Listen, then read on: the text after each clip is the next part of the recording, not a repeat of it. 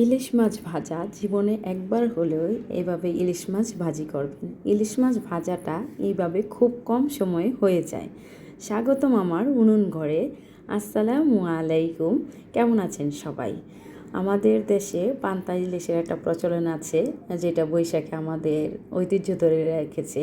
সাদা ভাত ও পোলাওর সাথে তো ভাজা মাছ বা ইলিশ হলে তো কোনো কথাই নেই। আর সেজন্যই আমি আপনাদের সাথে শেয়ার করছি আমার ছোট্ট উনুন ঘরে মজার ইলিশ মাছ ভাজি। আর এখনও যারা আমার রান্না দেখেন নাই, যারা নতুন দেখবেন, অবশ্যই বলবেন রান্নাটা ঠিক মজার হচ্ছে নাকি। আমি প্রথমেই একটি আস্ত ইলিশ ভিজিয়ে নিয়েছি, তা পরিষ্কার করে এখন রান্নার জন্য এটা কাটা ধোয়া প্রসেসিং। তারপরে এর মাঝে মশলা মাখানো হচ্ছে। মশলা বলতে একদম ঘরোয়া নর্মাল যে মশলাগুলো আমরা সবসময় ব্যবহার করি। এটার মাঝে আদা রসুন দেওয়া হয় নাই ভাজার সময়। যদি আদা রসুনটা দেওয়া হয় তবে ইলিশের স্বাদ বা গন্ধটা নষ্ট হয়ে যায়। যার কারণে এটার মাঝে শুধু হলুদ, মরিচ, ধনে গুঁড়া দিয়ে মাখিয়ে পরিমাণ মতো লবণ আর সরিষার তেল দিয়ে মাখানো হয়েছে। যেহেতু এটা মাছ ভাজা হবে সম্পূর্ণ, এই মশলাটার মাঝে আবার আমরা পেঁয়াজগুলো মাখিয়ে ভেজে নেব, যা এটার বা স্বাদটা একটু অন্যরকম হবে বা বেশি হবে। আর এই ভাজা মাছটা ভাতের সাথে খেতে খুবই মজা লাগে।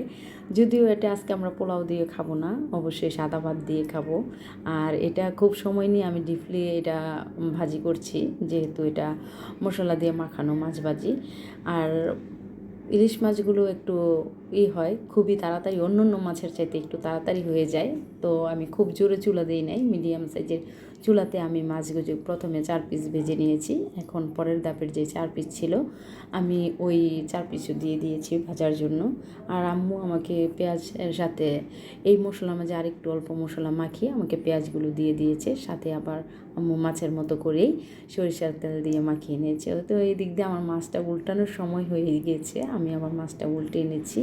তো এর মাঝখানে যেই মশলাগুলো মাখিয়ে রেখেছে, আম্মু বলছে মাছগুলো নামানোর পরে যেন এই মাছের তেলটাতেই আমি আরেকটু তেল দিই, না হলে এই মাছটা নাকি তেলটা পুড়ে যাবে যে মশলাগুলো আছে। তাই আম্মু আরেকটু এক্সট্রা তেল দেওয়ার পরে যখন গরম হয়েছে, মশলাটা নাড়াচাড়া দিয়ে দেখলাম যে একটু সময় দাঁড়িয়ে থেকে আমার মশলাটা ভাজা হয়ে গেছে। তার মাঝে আমি ভাজা মাছগুলো আমি ঢেলে দিয়েছি এবং উল্টো করে যখন হয়ে গিয়েছে, খুব একটা সময় লাগেনি, তো আম্মু এটা নাড়িয়ে দিয়েছি। এইভাবে নাড়াটা আমি পারি না, তো ধনেপাতা দিয়ে নামিয়ে নিয়েছি। এখন আমি বাটিতে বেড়ে নিয়েছি। আমাদের আজকের মতো মজার ইলিশ মাছ ভাজাটা এখানেই শেষ। ভালো থাকবেন সবাই, সুস্থ থাকবেন। আল্লাহ হাফেজ।